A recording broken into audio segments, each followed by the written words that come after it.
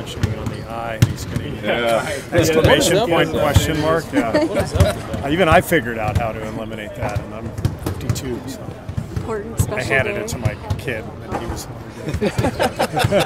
Did you walk him through how to do that? Yeah, Steph. Yeah, I'll walk him through later. Steph here? No. Steph's not here. Sean's not here. Draymond is. You saw him. Zaza's not here. You don't just want to be here? Yeah. LA. You wanted to.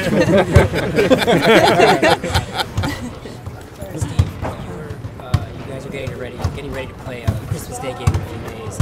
As a player, what do you remember about those games, and what did you enjoy about them? I loved them when they were at home, and when they were on the road, they were awful. That was what I remember.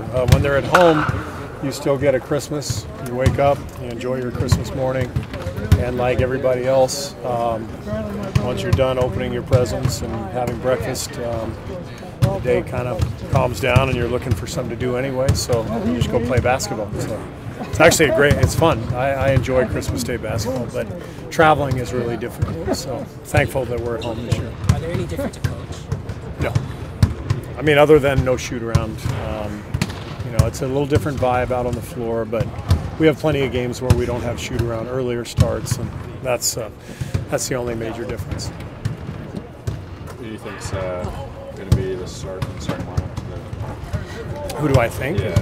I know. Okay. Yeah. Who do you know is going to be the starting lineup? I just don't feel like sharing that information, but I do know. So I answered your question. No, and I didn't, because you said, who do you... So I'll tell you. I won't even tell you tonight. You'll find out within an hour, whenever we release it. So. Huge night for Kobe. Yeah. Played against Kobe. You played with MJ. I won't ask you who's better, but what were the similarities in the games? What were the differences in the games? Well, Kobe is the closest thing to Michael. Everybody's been compared to Michael. LeBron has been compared to Michael. I don't think LeBron is Michael at all. I think he's a very different player, different mentality, mindset. Kobe has the same mindset and mentality that MJ had. The assassin, I'm going to rip your throat out with my scoring, low post, dominant fadeaway jumper, footwork. I thought Kobe's footwork was one of the best parts of his game, probably the most underrated, because everybody focused on his shooting and his athleticism, but his footwork got him open.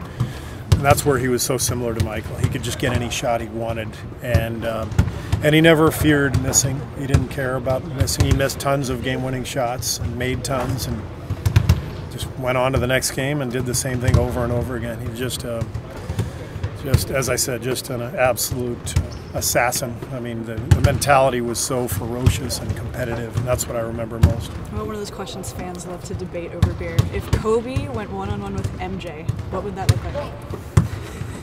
It'd be fun to watch. Yeah, I mean, like I said, very similar games, right? Kobe shot a lot more threes, but in Michael's era, the threes weren't as big a part of things. I'm sure he would have worked a lot harder on his threes if he played in the modern era, but so similar in terms of the footwork, the reverse pivot, the fadeaways, and I'm sure Kobe got a lot of that by watching Michael. But yeah, that would have been fun to watch. Between the two of them, who's the king of talk? The king of talk? Man. Yeah, they're very comparable in that regard too. You mentioned the three-point shooting. Are there other differences that jump out to you? Are there other differences? Yeah, what jumps out to you?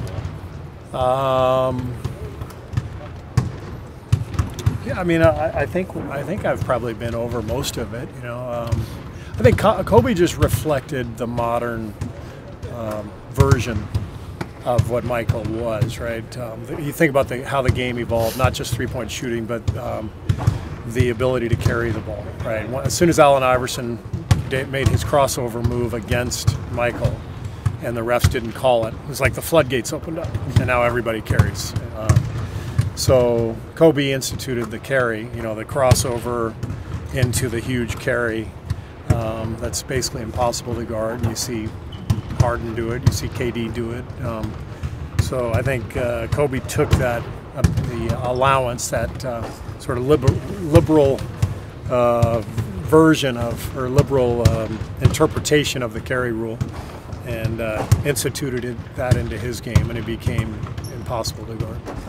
With the way the league is going a little bit more small ball, I know it's been harder to find JaVale consistent minutes. How do you feel like he's been handling that? He's handling it well. I mean, things have not gone JaVale's way. I need some water. Yeah, let me grab some. Thank you. Excuse me.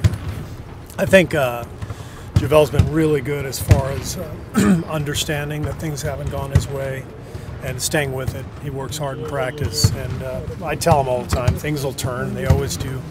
But the simple fact is that you said it in your question, the league is going so small, and it's getting faster and smaller, seemingly by the day.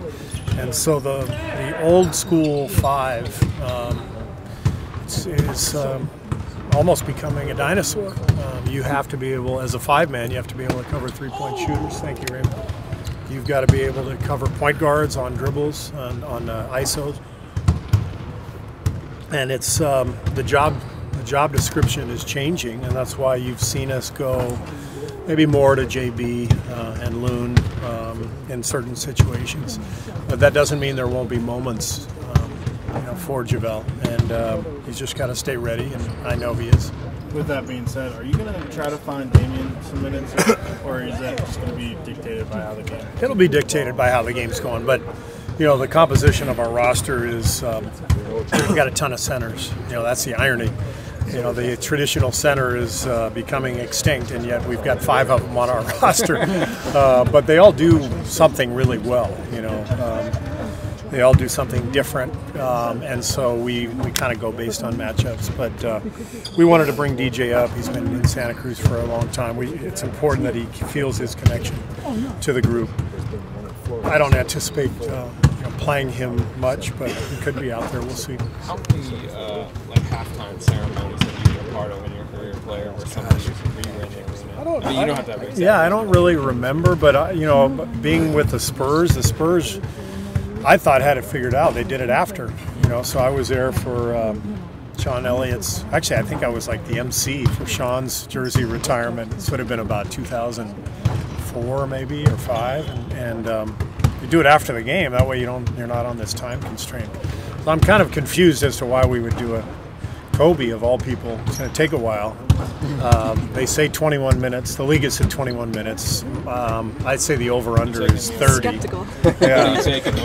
I got the over. Oh, it's for sure over 21. The question is, do we set the bar higher? I think we do. So let's set it at 28. Set the bar at 28. We'll have a wager. Just for a friendly, no money involved. Exactly. You and I. Thank you. You get to pick over or under right now. 28.5 or 28? 28 even. 28. I'll take over. You have the over. I would take the over too, but yeah, I think it's going to take forever. The point being, it's such a disruption in the game, and I didn't realize it was going to be that long. So when you guys asked me the other day, are our guys going to? I said, yeah, we probably won't even go in. We'll go into our locker room right away at halftime because it's half an hour is too long to be just sitting there, and we'll probably we'll let the guys go in, do their usual halftime routine. And then give them the option to come back out, and we'll probably all come back out after 10 minutes, and we'll still get 20 minutes of halftime celebration. Maybe Kobe can time it for 24. Hey.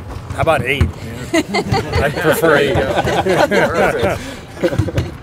Steve, obviously having some of your guards banged up is not an ideal situation, but having a guy like Quinn Cook being able to get some minutes in the wake of these injuries, how beneficial is that from a long-term perspective? Well, we are thrilled with the new rule, with the two-way rule. Basically expands our roster to 17, and it couldn't have come at a better time for us with all these injuries, and particularly the way we're approaching this season. If the guy's banged up, we're not messing around with what we've been through the last few years and what we're facing, hopefully, going forward. So having the extra couple roster spots helps. And Quinn has been a perfect fit. He's a pro. He can play. He's helped us win games already. And when we send him back down, he goes down to Santa Cruz and gets his work in, plays well. So he's been great. You guys get a